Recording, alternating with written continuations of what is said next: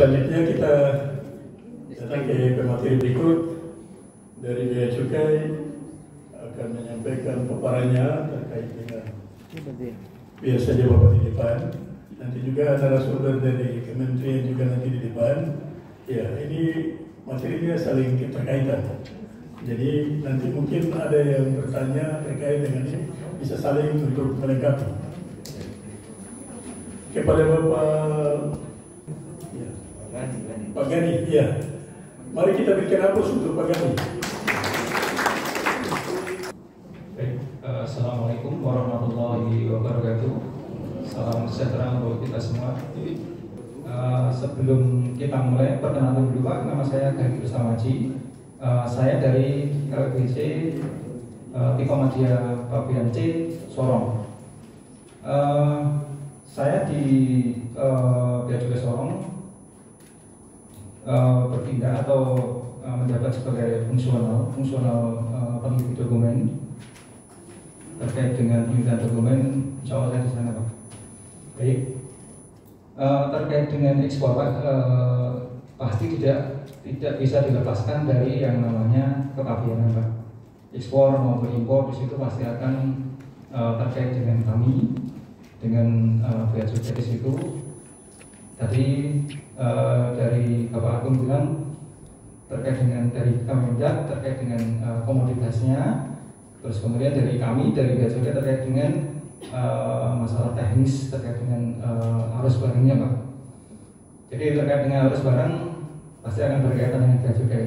Ada banyak irisan di sini antara Bea Cukai dengan instansi terkait, termasuk dari Kemendak, kemudian dari mungkin dari karantina di situ, karena terkait dengan barang yang di sini ekspor semua, mungkin terkait dengan ekspor barang-barang yang ada ekspor di situ ada semacam dokumen-dokumen mungkin yang harus akan diwajibkan terkait dengan dokumentasinya apa di situ. Dan di sini Bea Cukai sebagai apa di sini? Sebagai instansi yang dititipi terkait dengan dokumentasi apa aja yang harus dipenuhi Pak untuk komoditas ikan atau daerah karantina yang nanti akan harus ada karantina ikan, kemudian terkait dengan dokumen-dokumen lain atau komoditas lain di situ, mungkin dengan perdagangan di situ yang nantinya akan kami akan berhubungan dengan itu.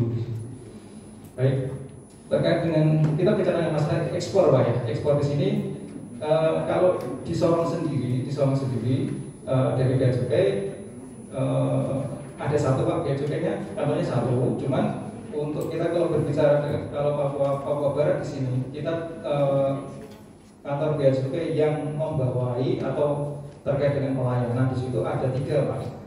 Yang pertama dari Sorong sendiri, kemudian Bea Cukai Manowari ada di Manowari sana, kemudian ada satu lagi di Fakfak Pak. Di Papua Barat ada 3 kantor itu yang terkait dengan pelayanan masalah ekspor, impor, dan sebagainya.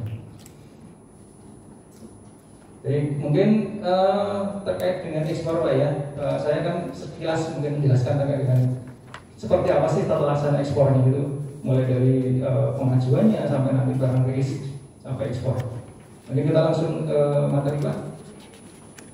Jadi dasar hukumnya ini Bapak Ibu untuk terkait dengan ekspor dari peraturan keuangan sudah beberapa kali sudah diubah sampai dengan tahun 2019.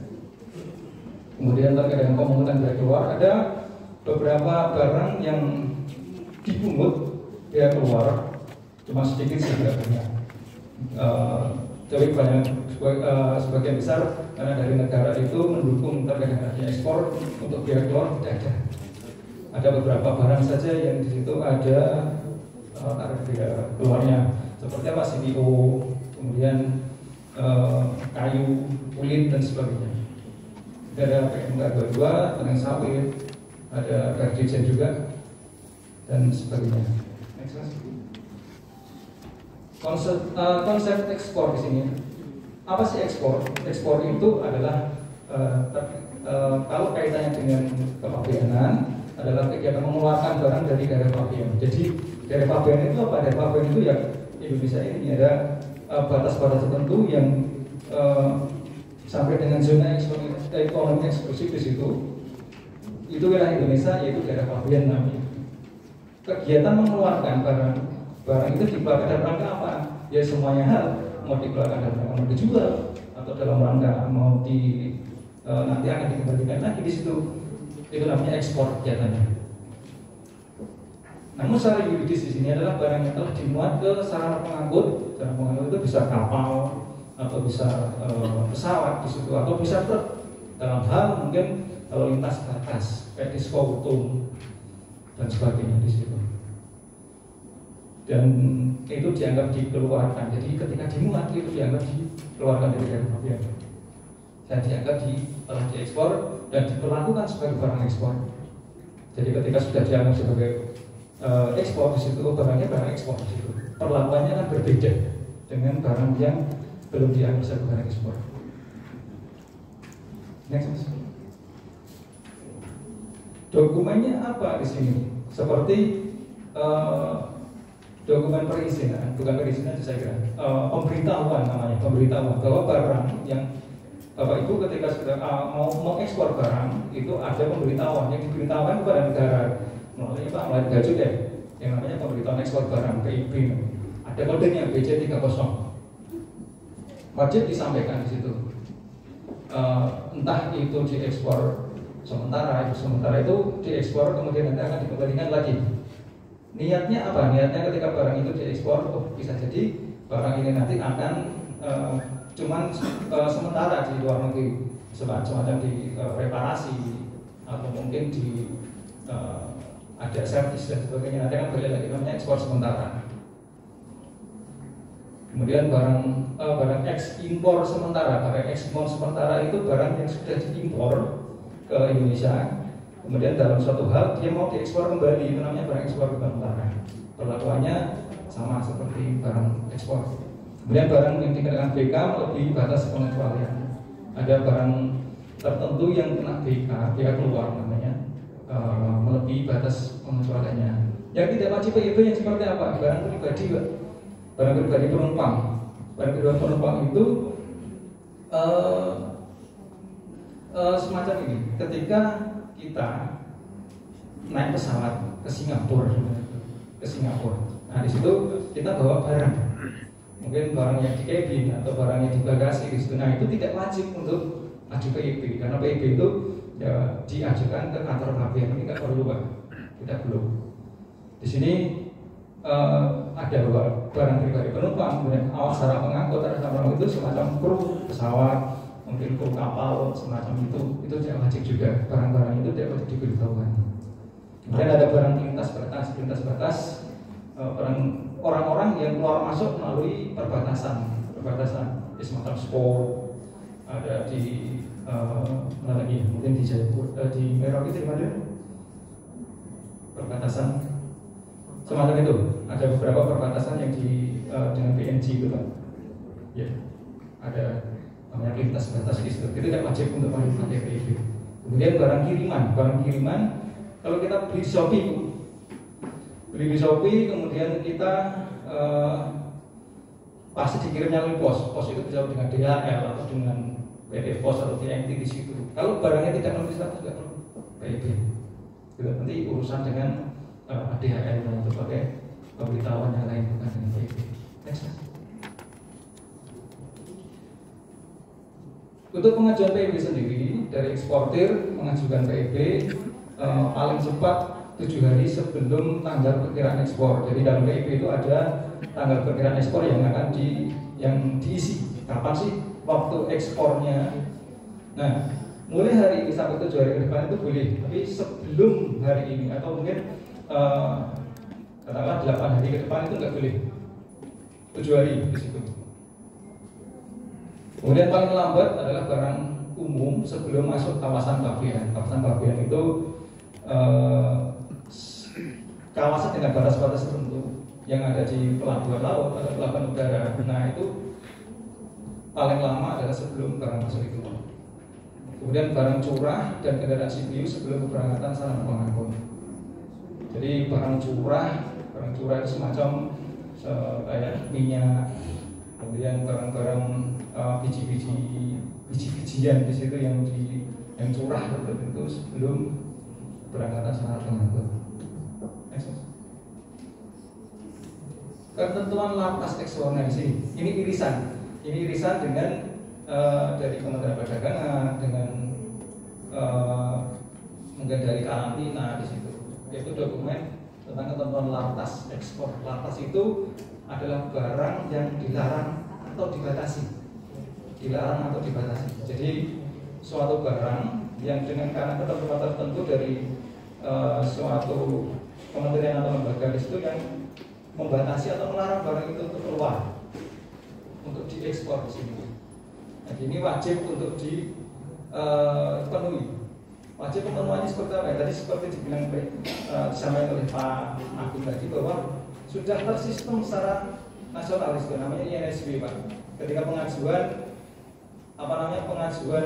dokumentasi tadi itu pakai INSW. Jadi nanti dari Bea Cukai adalah pihak misalnya yang pegang portal itu, Pak. Sudah ada belum sih seperti itu? Nah, itu dari sistem kami itu connect langsung ke INSW bahwa eksportasi ini dia sudah ada dokumentasinya, seperti mungkin karantina, mungkin dari perizinan dari Kementerian Perdagangan di situ sudah ada, atau belumnya dari INSW di situ.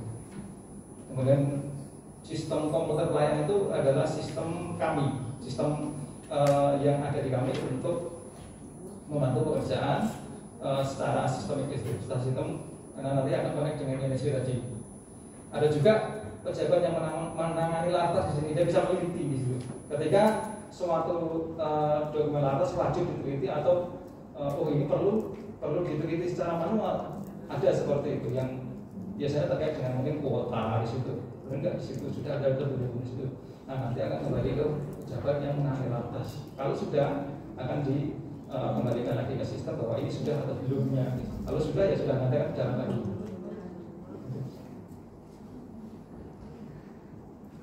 Kemudian untuk alur penetapan daftar barang lapas di Undang-Undang Kepabeanan pasal 53 ayat 1, untuk kepentingan pengawasan terhadap pelaksanaan ketentuan lapas, instansi teknis yang menetapkan peraturan lapas dan atau impor ekspor atas impor atau ekspor wajib memberitahukan kepada menteri. Di sini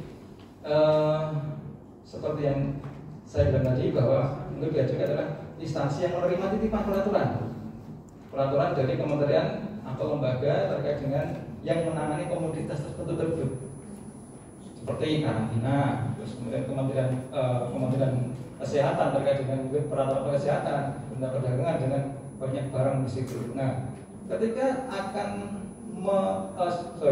mengeluarkan sebuah produk peraturan di situ yang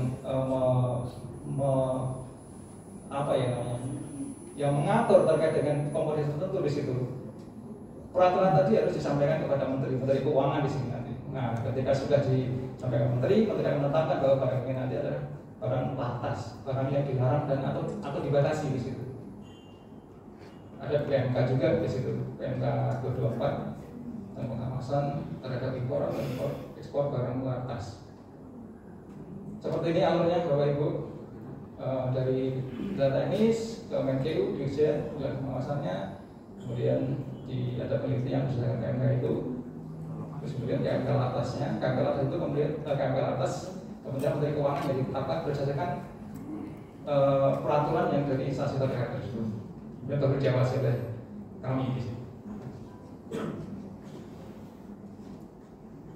Seperti ini bentuk pemberitaan ekspor barang atau PIB. Mungkin Bapak Ibu yang sudah pernah atau masih aktif sebagai eksportir, entah di Sorong atau melalui kantor pabean lainnya, di situ sudah pernah atau familiar dengan namanya PIB seperti ini. Ada informasi terkait dengan eksportir, terkait dengan barangnya dan sebagainya. Di sini ada semua.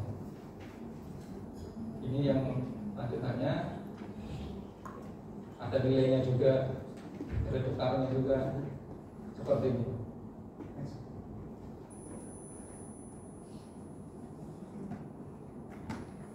Kategori barang ekspor, ada barang umum, barang khusus, fasilitas, dan biaya keluar. Barang umum ya barang yang biasa, misalnya dengan ketentuan yang sudah ada di situ, tidak ada ketentuan yang mengatur terkait dengan secara khusus. Kemudian ada barang yang khusus, itu ada barang kiriman, barang pindahan dan sebagainya, sampai dengan barang penelitian ini ada ketentuan khususnya, Bu, Bapak Ibu, ada ketentuan khususnya. Kemudian ada fasilitas pembebasan, pengembalian dan sebagainya. Nanti untuk fasilitas ini akan saya jelaskan di slide tersendiri, Bapak Ibu, terkait dengan ada nanti fasilitas tertentu terkait dengan ITIKM. Kita kan IKM semua mungkin ya. Kita Jerman, nanti akan ada slide tersendiri. Untuk biaya keluar ada barang-barang seperti itu, persentasenya mineral, kulit kayu, biji kakao, CPO dan sebagainya. Jadi nggak banyak yang kena biaya keluar. Untuk pembayaran biaya keluar menghitung sendiri, namanya self assessment. Untuk pengajuan PIB berdasar sama dengan menghitung biaya keluarnya itu menghitung sendiri, self assessment namanya. Jadi eksportir ngitung sendiri berapa sih harganya, nilai pabean terkait dengan barangnya itu dihitung sendiri. Nanti ada persentasenya di situ. Untuk penghitungannya masing-masing komoditas yang tadi ada 5 tadi biaya keluarnya beda-beda. Kemudian pembayaran biaya keluar paling lambat saat PIB didaftarkan ke kantor pabean. Nah, ketika didaftarkan ya harusnya sudah terbayar. Tata cara pembayaran biaya keluar seperti ini, Bu. Untuk ada 2 tarif di situ, velorem dan spesifik. Kalau velorem adalah yang persentase, ada persentasenya. Kemudian spesifik itu per satuan barang, biasanya sekian rupiah per kilo atau per meter. Seperti itu. Spesifik namanya. Formulanya itu terkait dengan harga ekspornya dan sebagainya. Ada beberapa penghitungan, cara perhitungan seperti itu. Terkait dengan komoditas juga berbeda-beda.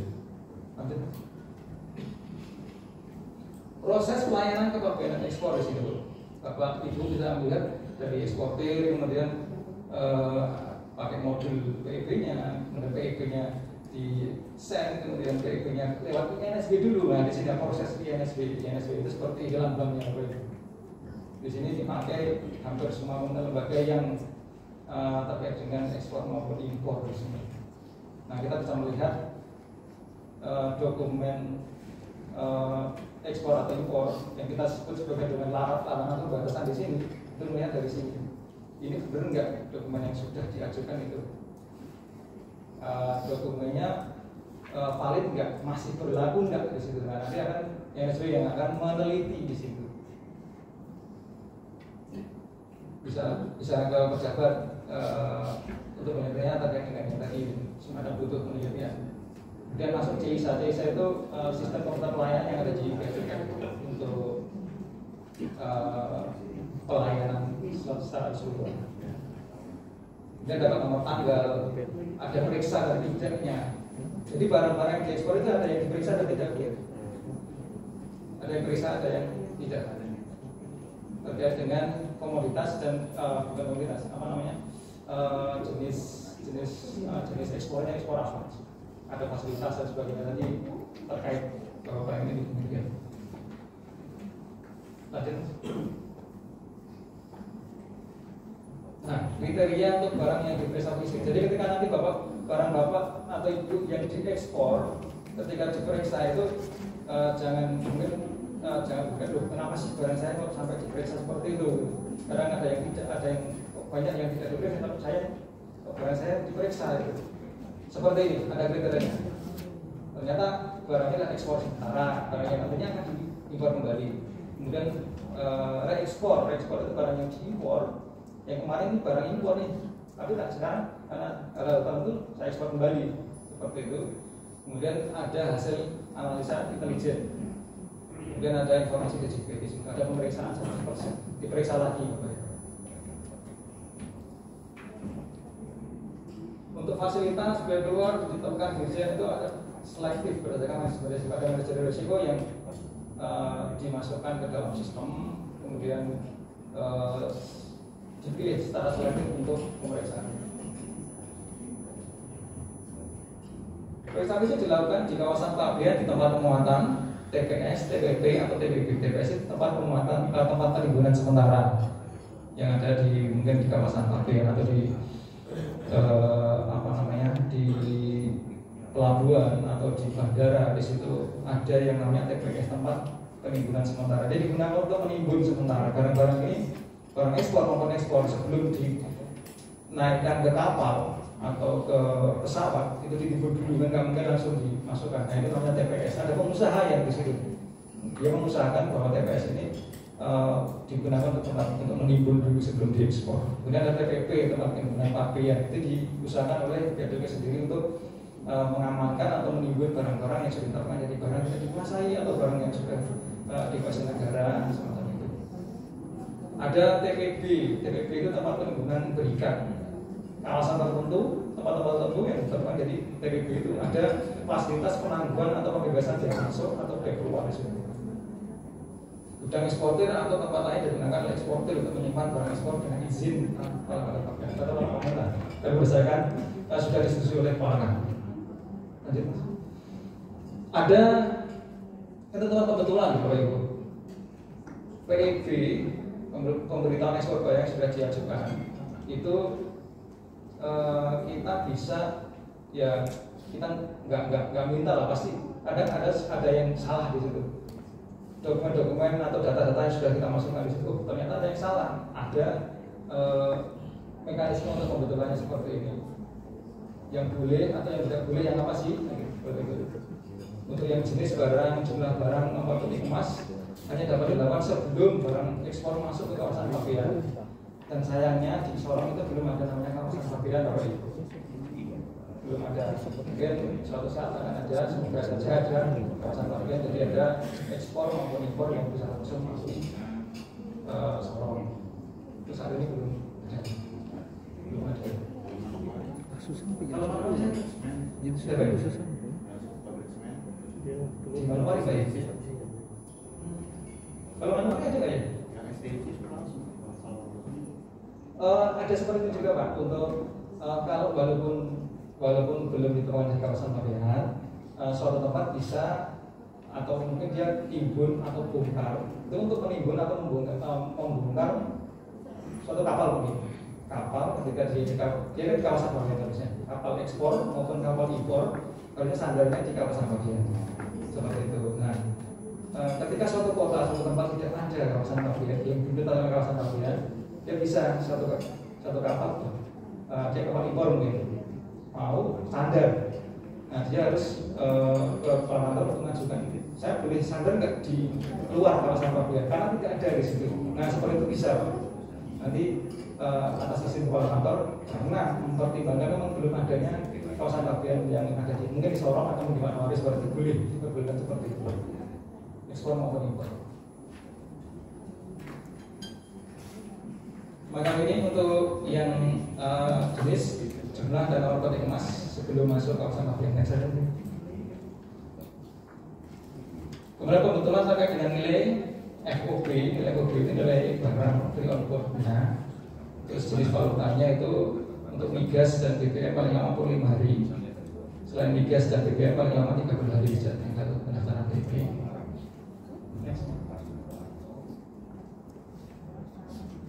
Ada terkait dengan kekasar salah tulis, kesalahan hitung terkait dengan token ABK itu kemudian tidak dapat dinilai apabila kesalahan merupakan temuan dari pejabat. Karena dari kami ada penelitian dokumen. Ketika melakukan dokumen ada kesalahan itu, salah tulis dan hitung dan sebagainya, tidak boleh untuk dilakukan pembetulan.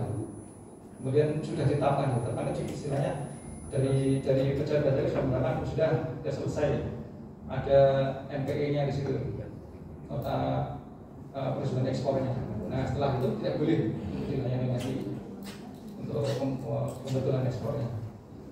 Dan untuk perubahan tanggal perkiraan ekspornya boleh terhadap barang ekspor yang telah dimasukkan ke kawasan pabean hanya dapat dilayani jika diajukan dalam jangka waktu 30 hari sejak tanggal pendaftaran. Terhadap barang ekspor yang dimuat di tempat lain selain kawasan pabean pelabuhan, muat hanya dapat dilayani 7 hari setelah tanggal pendaftaran DP. Dalam keadaan tertentu, pelabuhan pabean dapat memberikan perpanjangan waktu jadi paling 10 hari. Seperti itu. Ada pembetulan, ada pembatalan. data selain elemen data jenis, jumlah, nomor peti kemas, nilai hobi, jenis valuta, kemudian tambah dengan nama pengangkut, nomor flight atau voyage, tanggal bulan ekspor, tanggal suatu bank ini dalam 1 bulan. Kemudian yang tidak dapat dilakukan kebetulan, dapat dilakukan pembatalan. Kalau nggak bisa kebetulan, gimana? Dibatalkan boleh. Dalam hal apa?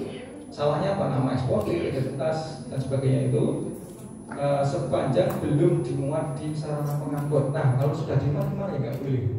Ya berarti dengan data yang ada itu. Seperti itu. Nah, seperti itu.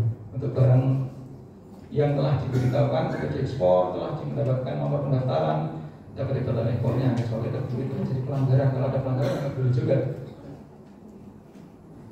Kalau yang tidak diperiksa fisik ya nggak boleh. Untuk yang tidak diperiksa fisik itu boleh. Kalau yang sudah diperiksa itu ternyata ini yang nggak boleh untuk dilakukan pembatalan ekspor. Kalau ada indikasi ya baru. Ada sanksinya. Sanksinya apa? 5 juta denda. Kalau pembatalan lebih dari waktu yang telah ditentukan 3 hari setelah tanggal perkiraan ekspornya. Seperti itu. Yes. Lanjut aja, bentar. Lanjut.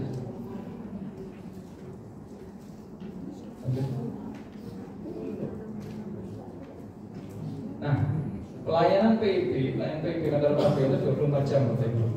Jadi kita kerja 24 jam untuk melihat pelayanan atau memberikan pelayanan terkait dengan ekspor. Karena ekspor di sini sesuai dengan dari ketetapan pemerintah juga bahwa ekspor itu didorong untuk lebih maju lagi. Dari Bea Cukai memberikan pelayanan 24 jam setiap hari. Karena dari kami sistemnya pun sudah sistem, jadi kita bisa katakan pekerjaan yang bisa dikerjakan di rumah bisa semacam WFH seperti itu, bisa mengakomodir di situ. Jadi untuk pelayanan di situ kita bisa on call pun seperti itu bisa. Jadi ada grup WA yang kita bentuk.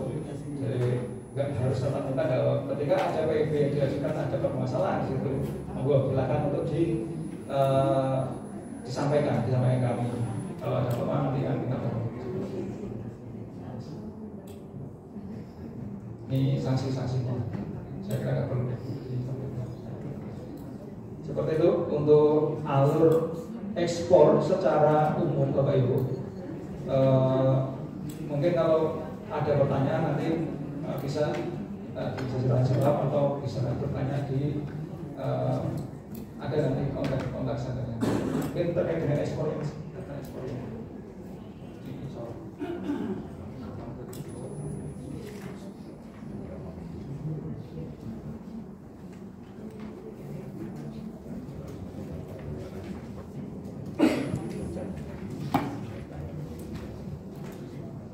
mohon izin menyampaikan Bapak Ibu terkait dengan ekspor Kota Sorong, lebih tepatnya melalui kantor Bea Cukai Sorong. Ada juga mungkin eksportir di sini banyak eksportir, cuman yang sampai saat ini aktif ekspor melalui kantor Bea Cukai Sorong ada 8. Ada 8 Bapak Ibu. Ya. Ada di sini. Ada 8 eksportir yang melalui kantor Bea Cukai Sorong dengan komoditas ini. Ada fresh skin, kemudian fresh fish, fresh fish, ada frozen fish, ada frozen shrimp dan shrimp hiu di situ. Dengan tonase untuk tahun 2021 sebesar itu, Pak. Untuk yang fresh fish 339 ton, kemudian yang frozen fish 227 ton. Frozen shrimp 181,6 ton, untuk shrimp hiu 472 ton di situ. Dengan devisa sekian devisanya ini Bapak Ibu tahun 2021 yang melalui kantor kami 3.641.881,9 dalam US dollar ini devisanya. devisa yang masuk ke negara sebesar ini. Untuk yang frozen fish sekian, karena lebih mahal ya ternyata untuk yang shrimp, untuk yang udang itu walaupun tonasannya lebih sedikit, ternyata lebih mahal. Sekian, dan reviewnya sekian 2021. Seperti itu. Untuk kalau ada pertanyaan, kalau ada yang perlu untuk di tindak lanjut terkait dengan ekspor, mungkin bisa disampaikan ke sini Bapak Ibu. Kami siap untuk memberikan pelayanan. Kami ada coba merintis klinik ekspor Bapak Ibu, klinik ekspor. Jadi monggo siapa saja yang berniat untuk ekspor melalui kantor Bea Cukai Sorong, kami bantu untuk terkait dengan pabeanannya. Rata-rata Di situ kami siap untuk membantu. ini 2 kontainer. Ada beberapa teman-teman ekspor di sini yang sering berhubungan dengan kami karena Ini 1 kontainer. sering ekspor atau mungkin baru pertama kali ekspor di dunia. Monggo, ini silakan lewat untuk ini. ada teman-teman. Tapi tetap data fakta. Iya, memang komoditi dari kita. Iya, sama dengan ini mereka. Baik. Tadi kami izin Pak menjelaskan terkait dengan IKM tadi Pak. Ada satu Ini alamatnya. fasilitas terkait dengan kita IKM. Kita itu apa sih? Fasilitas kita IKM di sini. TP ya? Dasar hukumnya ini Bukan TP. peraturan Menteri Ini kan Keuangan keluar dari TP. dan Perdijen. Tapi di sini Terada. Ini terkait dengan apa? Pembebasan biaya masuk dan tidak dipungut pajak pertama nilai atau PPN dan PPNBM atas impor barang dan atau bahan dan atau mesin yang dilakukan oleh industri kecil dan menengah dan tujuan ekspor. Jadi subjeknya atau yang ditujukan di sini itu terkait dengan Bapak Ibu yang berniat untuk mengembangkan usahanya di sini, kegiatan produktif, mungkin suatu produk mungkin seperti ini. Ikan, saya punya produk ikan. Saya pengen mengembangkan sebuah mungkin dikalengkan atau diolah di situ. Nah, tujuan saya apa? Tujuan saya barang ini akan diekspor. Nah, ketika saya mau mengembangkan sebuah produk dari ikan menjadi mungkin dikalengkan atau mungkin produk lain yang lebih bernilai di sini. Di sini ada mungkin yang perlu diperlukan seperti apa, mesin, mungkin bahan-bahan lain, barang-barang lain yang diperlukan untuk produk ini, dan itu impor seperti itu. Nah, ketika impor di sini, itu kan pasti terbayang-bayang mungkin ada biaya masuknya, ada pajak yang harus dibayar, ada pajak yang harus dibayar di situ. Nah, ada fasilitas untuk barang-barang seperti itu, untuk pengembangan produktif seperti itu. Karena barang ini akan diekspor. Kembali lagi bahwa pemerintah mendorong adanya ekspor yang lebih bagus, ekspor yang lebih baik. Karena untuk peningkatan seperti ini didorong oleh pemerintah. Kemudahannya adalah pembebasan biaya masuk serta pajak pertama nilai, kemudian tidak dipungut untuk pajak pertama nilai dan pajak penjualan atas barang-barang lain. Untuk apa? Atas impor atau masukan barang dan atau bahan untuk diolah, dirakit, dipasang pada barang lain dengan tujuan ekspor dan atau penyerahan produksi IKM, industri kecil dan menengah. Pemberian fasilitas IKM ini diberikan kepada siapa saja, yaitu badan usaha berskala industri kecil atau menengah yang telah ditetapkan sebagai IKM. Jadi kita menetapkan IKM, kemudian badan usaha yang dibentuk oleh gabungan IKM, dan IKM yang ditunjuk oleh beberapa IKM dalam satu sentra atau koperasi. Yang kedua ini ditetapkan sebagai konsorsium IT seperti ini. Ada 1 dan 2 klaster IKM secara mandiri, ada konsorsium IKM, konsorsium IT. Kriteria IKM seperti ini Bapak Ibu, mungkin tadi irisan dengan yang disampaikan Pak Ibu ya, terkait dengan mikro tadi Pak. Untuk yang kecil seperti ini, penjualan tahunan antara 300 sampai 2,5 miliar, nilai investasi di bawah 1 miliar, kekayaan bersihnya antara 50 sampai 500 juta. Untuk apa? Usaha ekonomi produktif harus produktif dulu ya, jangan konsumtif, atau memiliki kegiatan pengolahan, perakitan dan atau pemasaran. Kemudian untuk yang industri menengah 2,5 miliar, untuk penjualan tahunnya 2,5 miliar sampai 50. Kemudian untuk nilai investasi 1 miliar sampai 10 miliar.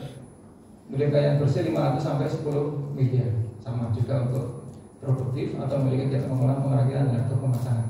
Mungkin bisa dibayangkan, dikembalikan lagi ke usaha Bapak Ibu seperti apa, bisa dibandingkan, bisa masuk nggak ke sini? Kalau mungkin berniat untuk mengembangkan usahanya, di situ ada barang-barang yang perlu diimpor untuk meningkatkan usaha tadi, dan memang tujuannya untuk ekspor, di sini ada fasilitasnya yang bisa diambil. Ini untuk alurnya, Bapak Ibu pemberian fasilitas ketiga seperti ini, ya dimohon ke kantor Pabean setempat. Ya, di sini kantor Pabean di Sorong, mungkin ya di Manokwari, di Manokwari, di Fakfak dan sebagainya. Gitu. Disampaikan secara elektronik atau secara tertulis. Nah, yang secara elektronik ini melalui NSB dalam OSS tadi. Kembali lagi ke OSS tadi, pakai itu. Ada penelitian, kemudian pemeriksaan lapangan juga selama 3 hari kerja, nggak lama kok.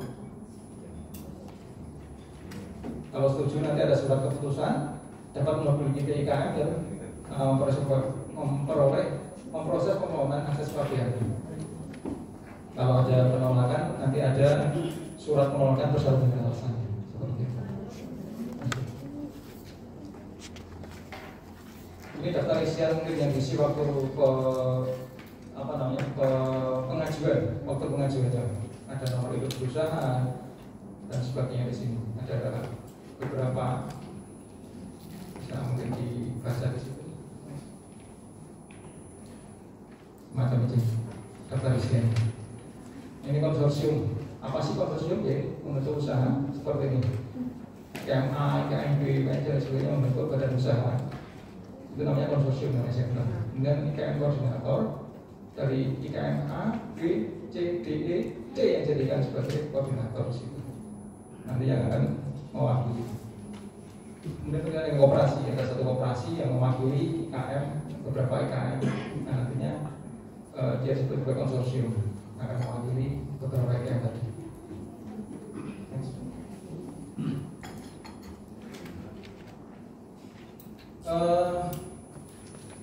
Fasilitas yang didapatkan dari tadi adalah apa? Tadi yang sudah disebutkan adalah pembebasan biaya masuk, PPN tidak dipungut untuk PPN, BM. Tapi ada jaminannya sebenarnya. Untuk barang-barang seperti itu ada jaminan. Tapi karena IKM, jaminannya itu ada kuotanya. Jaminannya sebenarnya sebesar nilai biaya masuk, PPN dan BM, barang dan atau bahan yang diberitakan oleh PIB. Itu sebesar itu seharusnya. Tapi karena ini IKM ada kuota di situ. Kalau dia di bawah kuota nggak usah pakai. Kalau kecil, untuk yang IKM yang kecil, kan kecil sama menengah tadi. Yang kecil kalau untuk nilainya 350 juta, 25 juta nggak apa-apa. Tapi kalau di atas 350 juta nanti untuk jaminannya diberikan selisihnya. Begitu juga dengan menengah. Kalau nilainya di bawah 1 M nggak apa-apa, nggak usah bayar, nggak usah jamin. Nanti kalau selisihnya baru ada jaminan.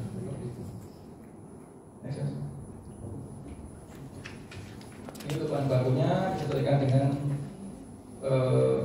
dari luar dari Pabean, bukan berikat. Kemudian ada beberapa tempat itu diolah di paket dan diekspor. Ada bisa di subkontrakkan. Barang-barang itu bisa disubkontrak. Nggak harus diproduksi sendiri, tapi bisa disubkontrak.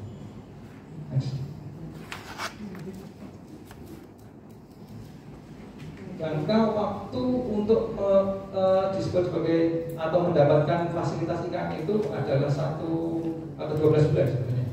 12 bulan. Jadi sampai dengan 12 bulan harus ada realisasi ekspor. Kalau sudah diekspor barang-barang yang tadi, dipakai apa? Untuk membuat sebuah barang untuk ditujukan ke pasar ekspor. Nah itu sebenarnya harus setelah 12 bulan harus ada pertanggungjawabannya, yaitu apa, diekspor. Barang-barang itu ya harus diekspor, barang-barang yang memang ditujukan hasil atau produk inputnya itu harus diekspor. Tapi dapat perpanjang dalam hal apa? Ya dalam hal mungkin exemption. Nah itu perpanjangannya dalam hal ini semacam itu. Jadi bisa perpanjang. Tapi secara umum 12 bulan.